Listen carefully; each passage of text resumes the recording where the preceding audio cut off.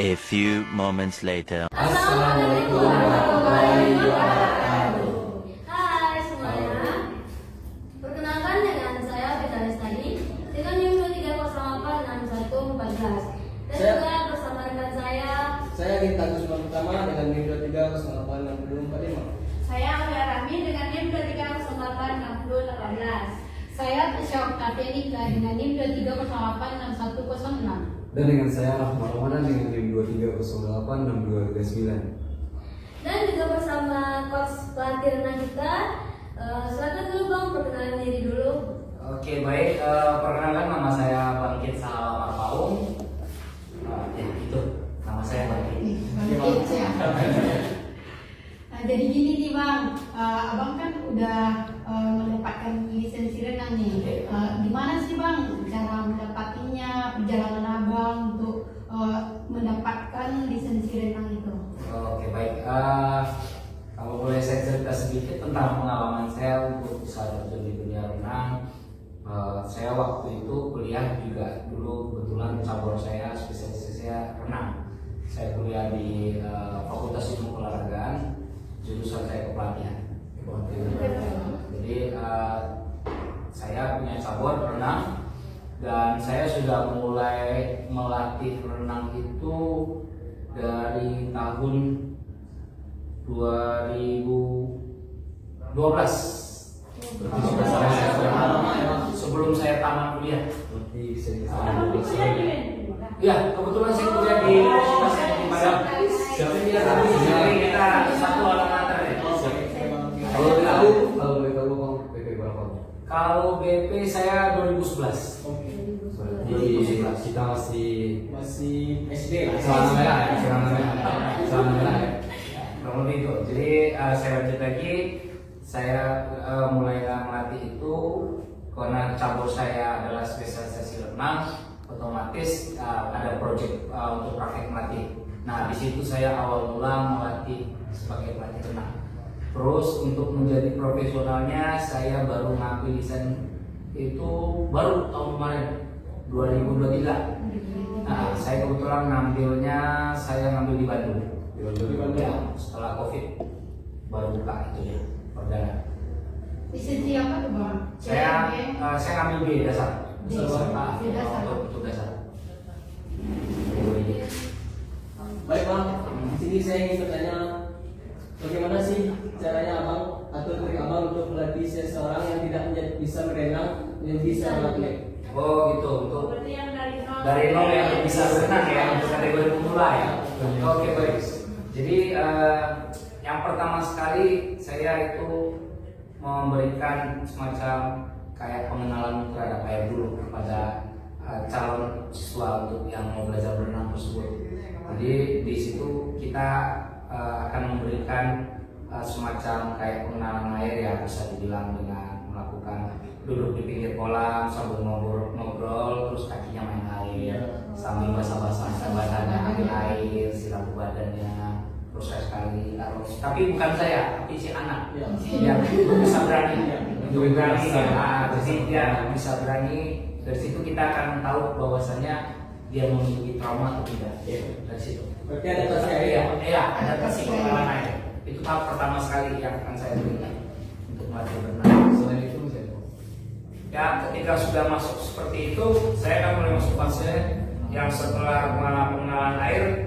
Yang kedua, saya akan melakukan latihan kemudian untuk pengambilan nafas. Kenapa? Karena ketika cara bernafas di air dengan kita tidak di air itu berbeda. Karena kalau kita tidak di air, ya seperti saat ini, kita bernafas ngambil dan keluar dari lubang hidung. Tapi ketika kita di air, itu terbalik. Kita ngambil nafas lewat mulut dan keluarkan lewat dari hidung. Itu dia.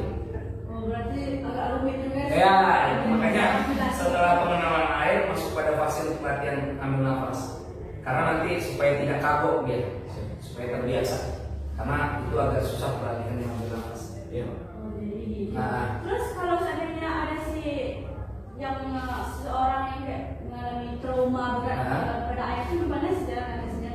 ya otomatis ya sama seperti yang treatment yang pertama saya memberikan pengenalan air di situ. sebagai pelatih bakalan tahu nih ketika si anak itu kepalanya dibasahi dengan air, dibasahin kepalanya itu bakalan terlihat. Terlebih ketika sudah mulai masuk ke kolam, si anak ini takut kepalanya untuk masuk ke dalam air. Di situ bakalan ketahuan. Dan di satu sisi lagi kita bisa juga menanyakan kepada orang tuanya apakah si anak ini mengalami trauma gimana ya, sekilas untuk kita tahu backgroundnya ini anak gimana untuk sebelum kita lebih jauh masuk pada teori-teori latihan kita. Dari beberapa cabang macam renang itu kalau untuk pemula macam gaya apa yang harus hafal? Oke, paham saya. Jadi ketika mau melatih seseorang dari tidak bisa atau bisa berenang itu, dari 4 gaya yang ada di renang, ada gaya bebas, dada, punggung, sama kuku-kuku. Dari keempat gaya ini yang akan saya latih itu saya berikan gayanya gaya dada. Kenapa? Karena dari keempat gaya ini paling mudah itu adalah gaya dada. Tidak bikin capek dan enjoy. Dia lebih santai dibanding keempat. Ada 3 gaya yang lainnya. Kurang lebih seperti itu. Gimana sih Bang kalau di dalam gaya dada itu kan kita harus enjoy ya. Gimana cara nanti kan kalau pas di dalam kolam itu kita panik gitu Bang. Gimana kita mengatasinya? Gitu. Jadi makanya trik yang pertama tadi kan pengenalan air. Yang kedua masuk pada fase latihan ambil nafas. Nah dari situ kan kita saat pelatih juga akan mengajarkan, memberikan instruksi bahwasanya jangan panik. Kenapa? Karena ada yang triknya untuk melatih nafas itu ada fase up dan down. Kita muncul kepala ke atas, ambil nafas terus buang ke bawah. Itu dilakukan berulang-ulang sembari satu sisi untuk melatih pernafasan, satu sisi lagi untuk membuat si anak atau yang mau belajar berenang itu lebih rileks lagi. Berarti buangnya di dalam Bang? Iya. Nah, buangnya di dalam air, muncul ke permukaan, ambil nafas lewat mulut, masuk ke dalam air dan dikeluarkan langsung lewat mulut. Berarti dari lewat hidung tuh Bang? Iya, keluarnya ya. Makanya saya bilang tadi di awal kan bahwasanya ada latihan fase ambil nafas karena terbalik. Iya. Di darat dengan di air berbeda. Jadi Bang, mau nanya Bang, soal Bang menjadi coach atau pelatih, apa saja bentuk trauma yang dialami anak ini selama di bawah? Oke. Bentuk trauma yang dialami. Yang kayak lebih dominasi Iya. Siap. Yang paling sering saya jumpai adalah rata-rata yang pernah kelelep ya, tenggelam. Nyaris kalau tenggelam otomatis nggak muncul lagi. Ini nyaris tenggelam dia bisa muncul lagi. Jadi yang rata-rata sih biasanya pernah kelelep di kolam. Itu yang rata-rata. Jadi dia mengalami trauma dan tidak mau lagi untuk berenang lagi. Nah, itu yang rata-rata kita temuin. Dan itu biasanya sih karena tanpa ada pendampingan ya. Iya. Biasanya dia seperti pergi berenang sama teman-temannya dia belum bisa, tapi karena gengsi sama temannya cuma belum. Kita timbasan Kurang lebih seperti itu yang paling sering saya jumpai. Nah, Gimana tuh Bang? Cara Bang berenang itu lebih berani lagi kan anaknya udah trauma dia tuh. Terus biar anak itu mau lagi ke kolam, berani dia melakukan Pendekatan Oh, kepada benar, air. iya. Soalnya kayak ada teman satu kuliahan tuh Bang yang kata dia sih trauma pas di pantai. oke. Sampai-sampai kuliah Berenang? sama Bapak Antoni kayak berenang itu kayak masukin kepala dalam air itu takut sekali. Oke. Jadi untuk triknya itu sih kalau saya pribadi sebagai pelatih ya mungkin jadinya lebih ekstra ya. Dalam artian si anak ini kita akan membawa dia lebih enjoy. Makanya di situ tadi jangan panik, salah satu latihan nafas itu dia buat. Intinya kita hanya berubah posisi yang kita di darat di air, itu dia. Dan itu kita tidak bisa langsung serta-merta untuk maksain si anak itu dengan mengikuti kita. Tapi kita memberikan kepada si anak supaya dia bisa mempush dirinya untuk lebih berani lagi melepaskan trauma ini. Ajari main dulu ya bang. Ya, ya, seperti itu salah satunya begitu. Karena memang saya pernah ada siswa juga waktu itu saya melatih, memang dia pernah trauma dan ya dimulai salah satunya saya sih triknya itu ya masih air dalam kolamnya itu masih bisa terjangkau untuk dia berdiri. Saya mulai dengan trik ya lempar koin, ambil supaya nyelam di kepalanya supaya terbiasa. Jadi kita pelatih itu putar otak melakukan trik-trik yang enjoy gitu. Sehingga si anaknya udah enjoy, sudah dapat trik dia ambil nafas, kita masuk fase latihan.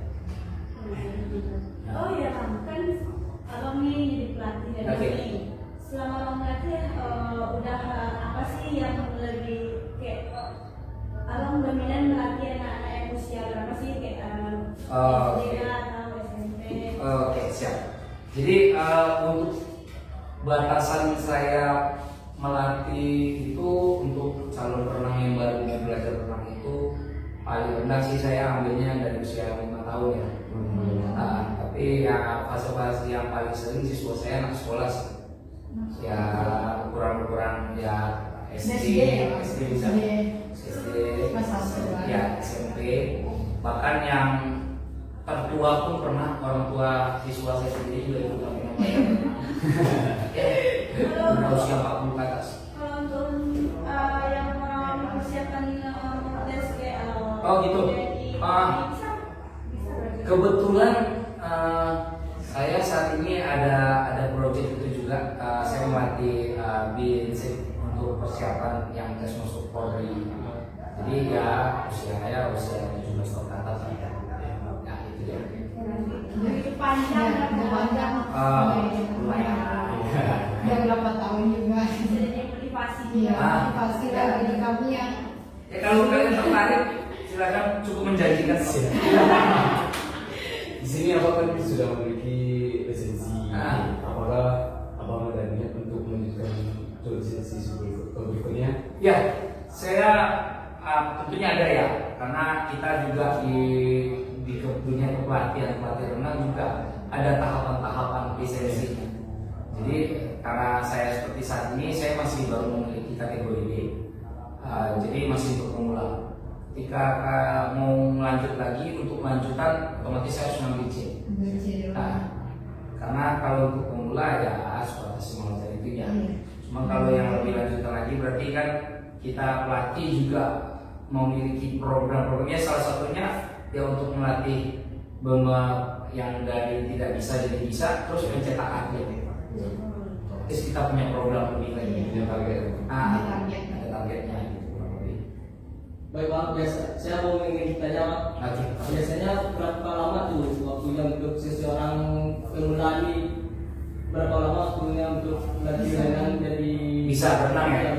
Oke. Semangatnya Bang. Kalau untuk kategori bisa nih, Ya. kalau saya sejauh ini saya selalu sampai di 5 kali pertemuan udah bisa. Bisa ya, bisa berenang. Bukan mahir tapi bisa. Itu ya. 5 kali pertemuan udah bisa berenang. Setidaknya dari sini dia nyampe ke seberang sana udah bisa berenang. Ya. Berarti bisa dibilang bisa Bang? Udah bisa. bisa tuh. Tapi kalau untuk lebih mahir lagi, otomatis lebih sering lagi pengulangan pertemuan lainnya untuk bisa bagus gerakannya. Kalau atlet lebih lagi masuk lagi ya. Jadi kalau untuk pemula dari 0 ke bisa berenang, saya biasanya di pertemuan kelima udah bisa. Udah tetap yang Sejauh ini saya belum ya, karena memang saya lebih kepada pilih yang untuk privat. Saya privat renang. Jadi betul-betul tujuan saya hanya untuk melatih dari yang 0 sampai ke bisa, dari belum bisa ke bisa berenang. Tapi kalau untuk mencetak atlet otomatis lebih lagi saya. Makanya saya bilang tadi, saya punya lisensi harus lanjutan. Ya, berarti teman-teman kita yang di luar sana, kalau misalnya dia ingin privat sama Bang, Oke. boleh banget. Berarti nanti teman-teman, nanti kalau yang ingin mau bertanya-tanya sama Bang ini, nanti WA nya di siap. aja nanti. Nanti yang aja Instagram. Betul, siap. Terus Saya cukup. Cukup ya. Ada lagi teman-teman? Rasanya cukup. Nah, sebelumnya kami ini tadi langsung aja langsung ke pembahasan. Sebelumnya terima kasih kepada Abang yang telah menyempetin diri untuk di wawancara ya. Ya, Meluangkan lagi waktu. pengalaman. Ya, sudah sharing pembahasannya di sini. Oke, siap, sama-sama. Terima kasih juga yang mau memilih saya untuk bisa jadi narasumber. Bang, makan dulu. Oke, siap-siap, aman.